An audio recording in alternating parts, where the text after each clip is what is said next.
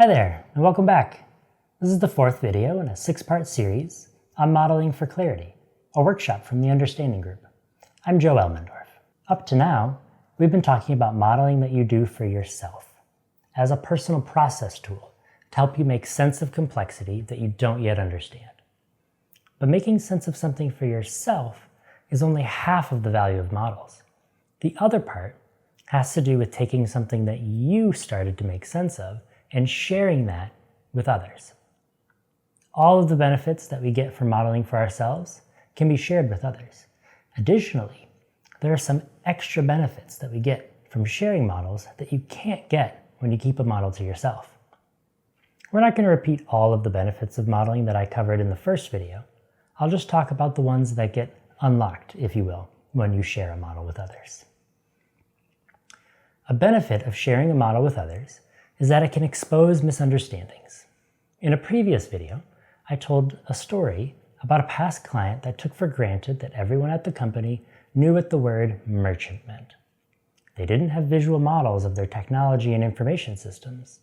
The way they shared information was primarily through written documents and word of mouth, a fairly flat medium that's left wide open to different interpretations.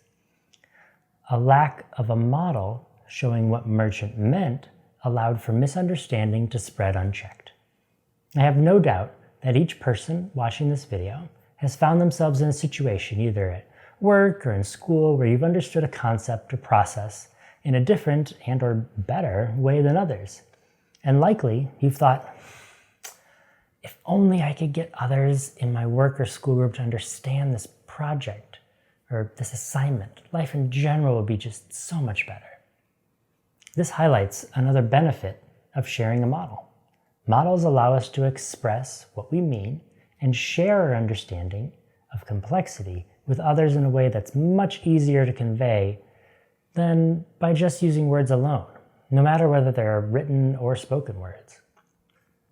Have you ever felt anxious about an upcoming meeting, thinking, if only I could get Jamie to understand how the thing actually works, then we could make a good roadmap or prioritize the backlog or settle a disagreement or make real progress and stop wasting time in all these meetings?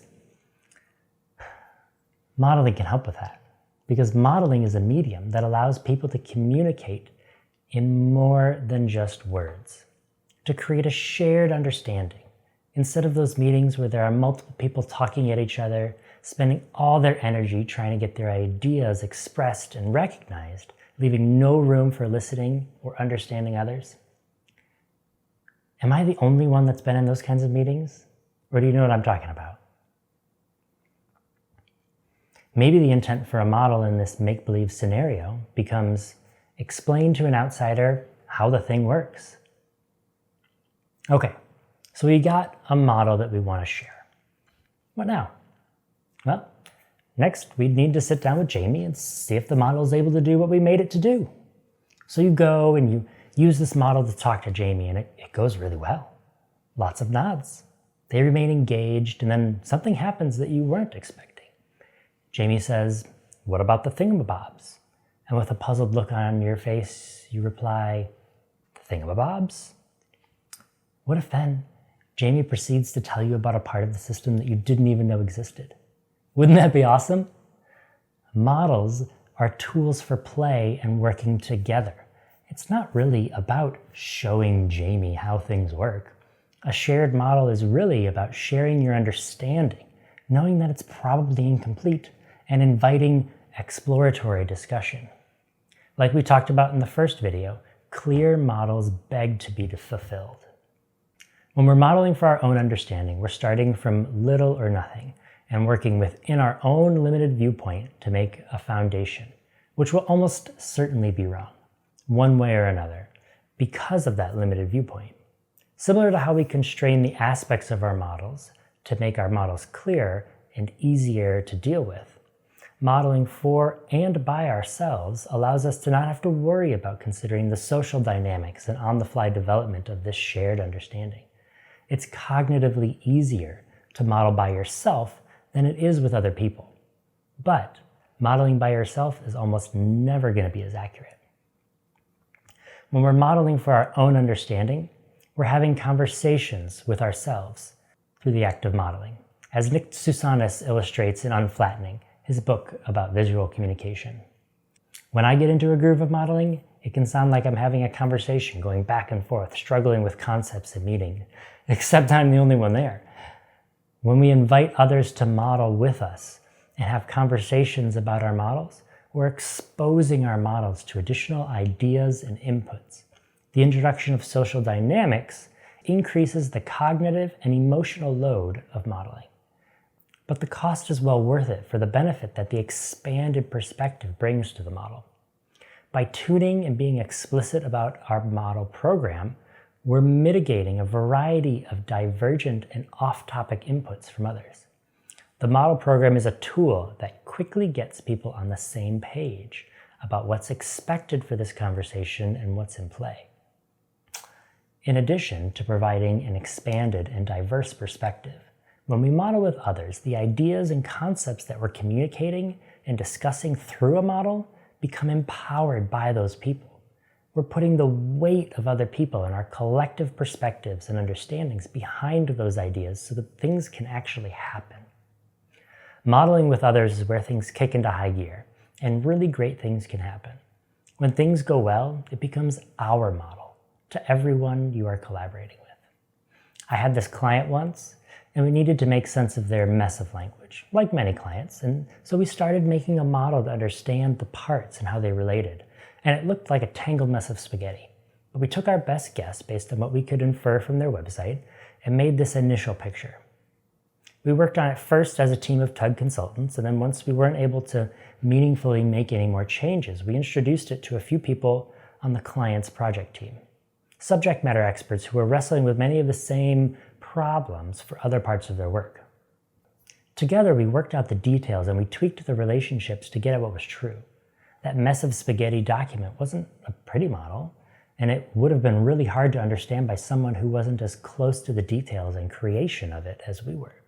But those subject matter experts who helped us make the model, they ended up taking it and continuing on with it. We had gotten out of it what we needed for our scope of work, but they recognized the value of it. It became their model, not just because it was delivered. It wasn't actually technically a billable deliverable, but because they were brought in as co-creators. Okay, so we've talked about how we can use models differently, with ourselves and with others, and how that activity of sharing can be beneficial. So how do we actually make a model shareable? How do we evolve a model that was made for our own personal process into a model for collaborating and validating with others? When we have a model that has been validated through collaboration, how does that evolve into one that's good for widespread, context-free consumption? When we're wanting to make a model shareable, that usually means that we've already created a model for ourselves. The recommended next step is to make a model that you can share with others who have a similar context as you. It's important to resist any urge to go right from making a model that's just for you to making a model for those without any context. An intermediate step will make for a smoother transition and a more well-received model by those further away from what you're working on. But regardless of which step in the model's evolution we're at, the steps we take are the same, just like we did for making a model for ourselves. First, we need to establish a model program that's suitable. We get the intent, we state our audience, we choose the right aspects, we decide on the level of abstraction. The main difference from the kinds of models we've made up to now is that the audience is not ourselves. When we make models there for someone else, we have additional considerations to make. The first being, how much does my audience know about what I'm talking about? Are these subject matter experts who are going to point out all the gaps and errors in my model? Are they lay people who require a more carefully guided path towards understanding? Remember from the audience card, anyone we make a model for is on this continuum from lots of context about the model to having no context for what the model is about.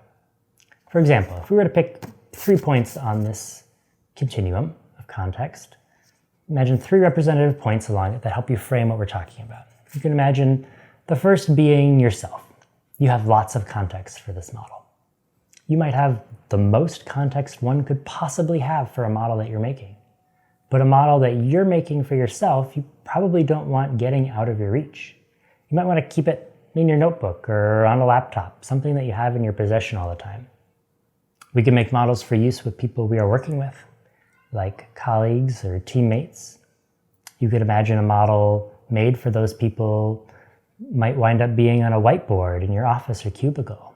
It isn't so nascent of a model that you want to keep it in your notebook, but chances are pretty good that if somebody's going to be looking at it, you'll be there with them to guide them and help them think through the model. Lastly, someone on the opposite end of the continuum with no context. A model for this kind of audience is one that you'd work on for a while, tweaking first by yourself and then with a couple trusted colleagues before maybe paying a local printer to make a poster version that you'll hang outside your office or maybe post on the internet for everyone to see, regardless of which department they're in or their knowledge of what the model is about. Each of these models could be about the same thing, but because of who will be seeing it and how they will be seeing it, the model needs to be tuned and adjusted in order to accomplish different things. And sometimes we don't have a Jamie that we're making a model for, or any specific person, but rather a larger, generalized group of people, and that's fine too. Having a general sense of who will be interacting with your model and how will help you better craft a well-suited model.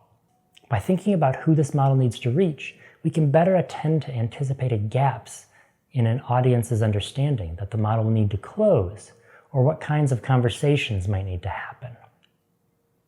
Once we have a refined, or really a new model program, we can come back to our consideration cards. Just as we did before when starting to create a model. We make different decisions about arrangement, scope, and specificity based on who will see our model and what we want them to do with it. How are we going to arrange things? Do we need to switch up the arrangement to make it make more sense? Can a particular arrangement more easily misrepresent our information than other arrangements? Do we need to dial in our scope? Do we need to focus on just a tiny little bit with a lot of detail? Do we need to go the other way around? Just like how a map of a local park only has the necessary information for navigating trails, you also need to figure out what needs to be shown for someone else to use your model as intended. What level of specificity? How do you feel about telling everybody exactly the relationship between two things? Do we feel good about that, or should it just be like, hey, there's a general kind of overlap here? Are we confident enough to put laser level precision on the labeling, or do we get more by saying less? If we show fuzzy relationships, are we going to get blank stares? I used to be a developer, and I started as a Flash developer. The first job I got was to make a Flash website for what I understood to be a fairly successful graphic designer. I was young and excited about each bit of progress made towards the Photoshop comp that had been provided.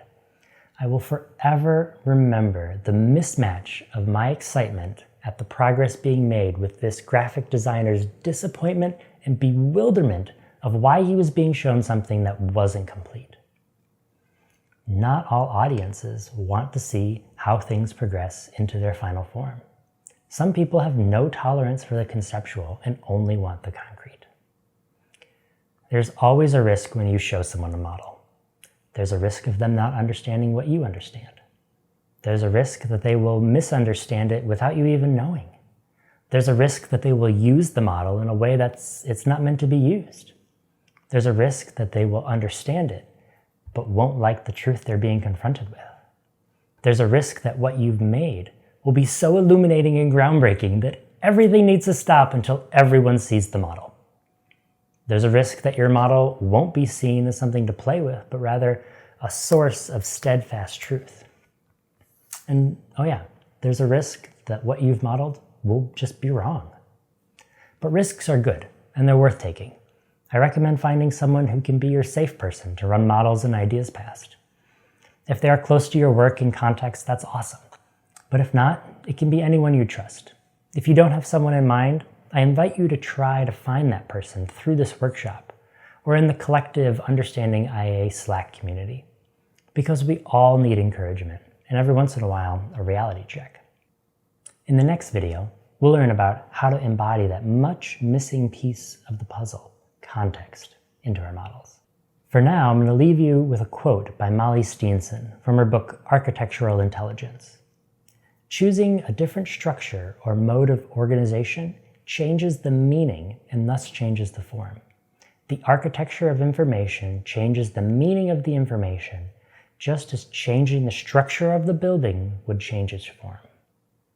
How can you change your model's form to make it more understandable for the people you're sharing it with and what you want them to do? See you next time.